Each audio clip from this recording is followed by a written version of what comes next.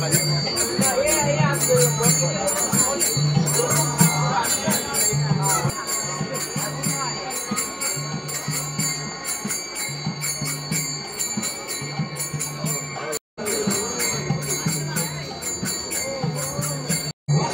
মহাযজ্ঞ অনুষ্ঠানে এটা আমাদের তারামাতা যে মন্দিরের সেবায়েতদের পক্ষ থেকে এটা হচ্ছে। এটা দলমত নির্বিশেষে হচ্ছে। এখানে সকল সনাতনীরাই এখানে উপস্থিত থাকবেন আজকে। আর এই যে অনুষ্ঠানটা হচ্ছে, এই অনুষ্ঠানে থাকছে 1 কুইন্টাল কাঠ, 5 টিন ঘি এবং বিভিন্ন রকমের ফল, রামলালার প্রিয় যেটা লাড্ডু, এবং প্রায় 2-3 হাজার ভক্তদের ফ্রিতে প্রসাদের ব্যবস্থা, এই সমস্ত থাকছে।